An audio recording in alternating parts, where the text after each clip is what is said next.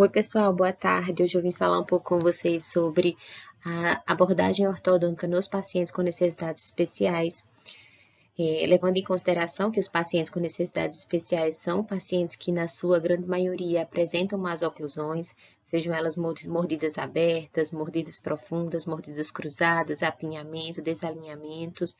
Muitas vezes são pacientes que apresentam respiração bucal. Então, tudo isso contribui para uma má oclusão ali instalada. Então, dentro desses pacientes com necessidades especiais, nós vamos ter os pacientes com paralisia cerebral, os pacientes com autismo, os pacientes com síndrome de Down e tantos outros pacientes que apresentam alguma limitação física ou motora, desde dos que nós falamos até sala de aula, né, até esses apresentados agora. Todos esses pacientes, eles apresentam uma menor ou maior porcentagem de má oclusão ali instalada. Então, hoje em dia, nós percebemos, gente, que nós temos, né, um aumento da taxa de sobrevida dos recém-nascidos, um aumento da expectativa de vida. Então, os pacientes com necessidades especiais, eles têm uma sobrevida muito maior do que há muito tempo atrás. Então, essas crianças, elas estão cada vez mais inseridas no nosso contexto social, essas pessoas estão cada vez mais inseridas no nosso contexto social e elas também têm direito à saúde, como qualquer outro paciente, e a ortodontia não seria diferente. Então, hoje nós temos uma grande visibilidade desse público. Esses pacientes, eles são cada vez mais notados, mais percebidos e eles cada vez mais estão dentro dos consultórios. Nós precisamos estar aptos a realizar esse atendimento. E vocês, como futuros cirurgiões, precisam, ao mínimo, reconhecer essas más oclusões que esses pacientes podem apresentar. Então, nós temos, diante dessa melhora da qualidade de vida dos pacientes com necessidades especiais, nós temos muitas vezes a estética se fazendo muito necessária. Então, nós temos muitos dentes mal posicionados, desalinhados, desnivelados. E, nesse sentido, esses pacientes eles sofrem alguma interação social e podem repercutir com bullying, com maus comportamentos dos colegas, de outras pessoas que, porventura, se sintam incomodadas com aquilo ali. Então, é necessário que esses pacientes, né, eles sejam submetidos a um tratamento ortodôntico para melhorar essa oclusão, essa fonética, essa estética e a função propriamente dita da cavidade bucal. Então, nós vamos ter, né, como uma das principais queixas dos responsáveis desses pacientes, né, a própria função mastigatória, né, se fazendo necessária melhorar, né, nesse contexto.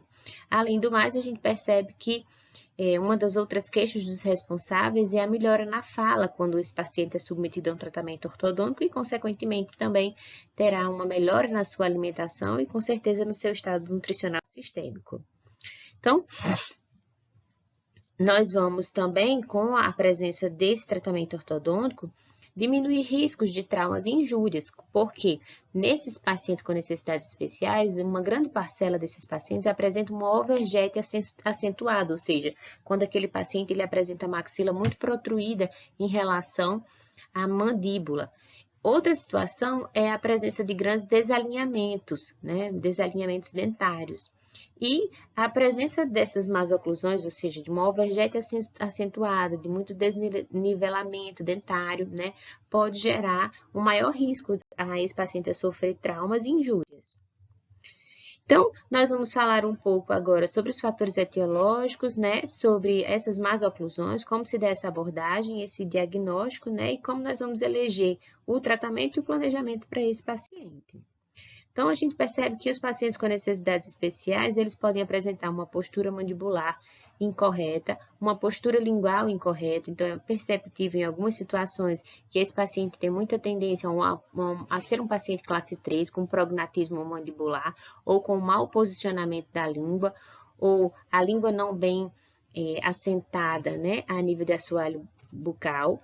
Então, essas condições peculiares levam a más oclusões instaladas nesses pacientes. Além disso, nós podemos perceber alguns hábitos parafuncionais, como a própria sucção digital, a respiração oral. Muitos pacientes são respiradores bucais e a própria interposição lingual incorreta, que favorecem, né, ao surgimento dessas más oclusões. Além disso, nós também podemos ter, né, associada a essa frequência de hábitos parafuncionais, a presença de chupetas ou bicos artificiais que também contribuem para essas más oclusões. Então, dessa forma, a presença dessas más oclusões, elas vão, de fato, limitar uma dieta mais sólida, ou seja, aquele paciente ele fica com maior restrição em comer uma maçã, uma cenoura, uma carne, um alimento mais duro, mais denso, em função da presença dessa má oclusão, ou seja, além da própria cavidade bucal, a sua saúde sistêmica fica comprometida. Então, nós temos também, nesses pacientes com necessidades especiais, um maior índice de cárie, devido muitas vezes à sua limitação motora associada. Então, nós temos uma grande chance de perdas precoces e uma também tendência a uma diminuição do comprimento do arco maxilar e mandibular. Então, nós vamos ter, né, dentre essas limitações apresentadas, essas características apresentadas, por exemplo, o paciente com síndrome de Down.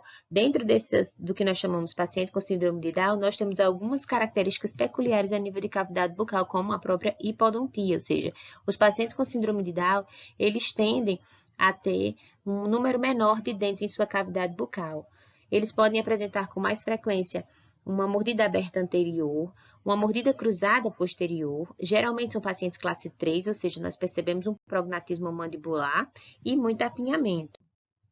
O paciente com paralisia cerebral, eles também podem surgir com uma certa frequência na mordida aberta anterior, apresentar espaçamentos, overgetes excessivas, podem em alguns casos serem também pacientes classe 2, ou seja, aquele paciente que ele apresenta um prognatismo maxilar em relação à própria mandíbula e podem ter um crescimento vertical acentuado. Então, é necessário, né, que, por parte do profissional que ali vai atender, né, exista uma compreensão, uma empatia em relação àquele paciente e às suas limitações no momento do atendimento, né? Obviamente que esse profissional, ele vai avaliar o grau de cooperação desse paciente, né, para que se avalie as condições para que esse tratamento ortodôntico aconteça da melhor maneira. Então, é necessário que esse paciente com necessidades especiais, ele realmente precisa aceitar o tratamento odontológico, né? Dentro dessa necessidade de aceitação, ele precisa cooperar para a própria realização da documentação ortodôntica. Na consulta inicial, o cirurgião dentista, ele vai avaliar, vai identificar, né, qual é a necessidade especial, qual é a condição que aquele paciente se apresenta e qual é a demanda ortodôntica que ele busca, né, que ele apresenta e que necessita de intervenção.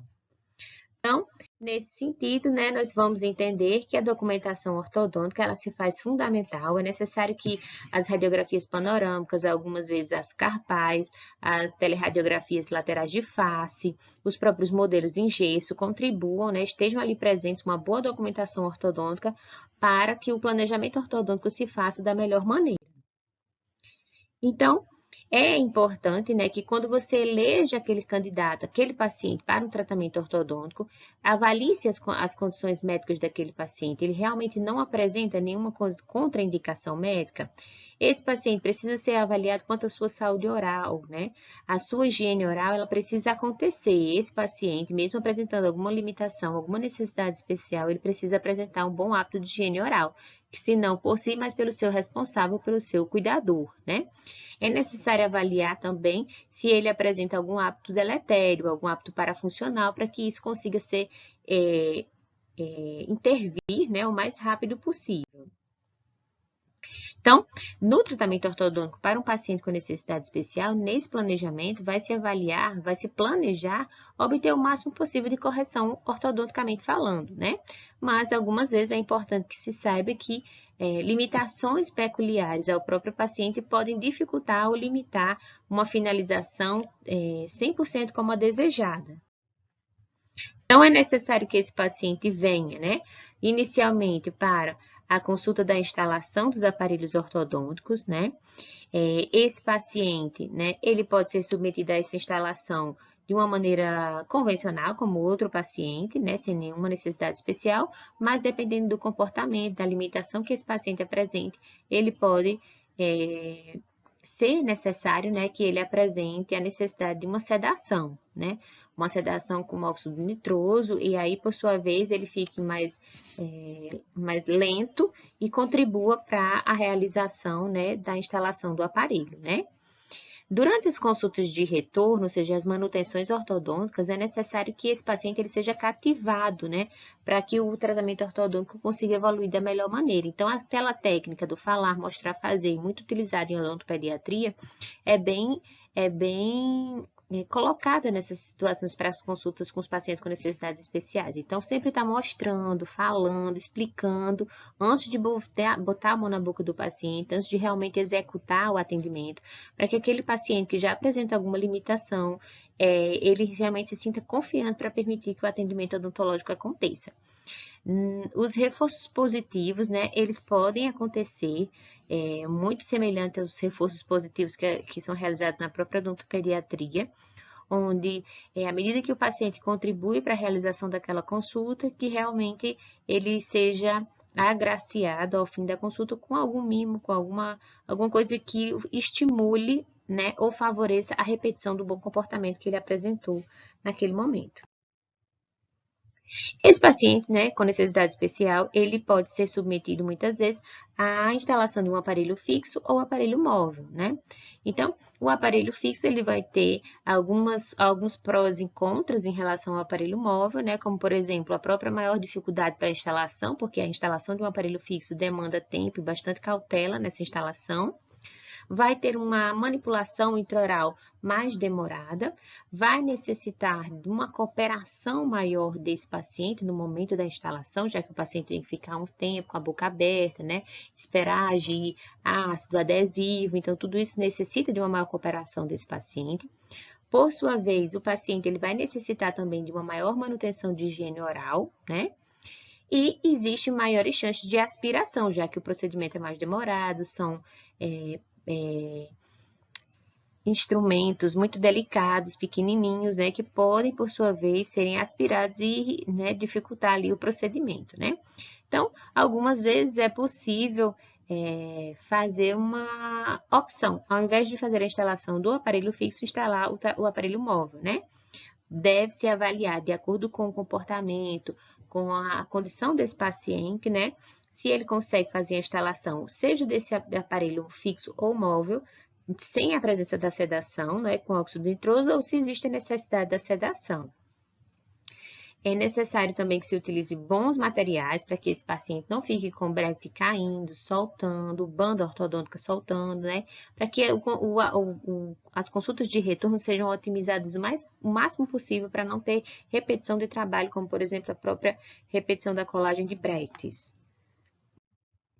E dessa forma, gente, nós ressaltamos, né, a importância de entender que o paciente com necessidade especial, ele cada vez mais está dentro dos consultórios odontológicos, como eu falei para vocês, e ele está desde aquele tratamento preventivo até tratamentos mais voltados para correção estética, como a própria ortodontia, né? E como nós já sabemos, é importante que nós saibamos fazer o manejo desse paciente, identificar a queixa principal, ter uma conversa adequada com o seu responsável, com o seu tutor, para que a gente consiga, né, dar o melhor a esse paciente, visto que este paciente está cada vez mais inserido dentro da sociedade, nas mais diversas categorias e precisa de ter um acesso direto à saúde. E, portanto, a saúde bucal, né, não é diferente, não fica à parte. E, por sua vez, a especialidade ortodontia também é um ramo cada vez mais presente na vida dos pacientes, né, com necessidades especiais. Então, dessa forma, né, eu agradeço a vocês por dividir conosco aqui esse tempo e até a outra oportunidade.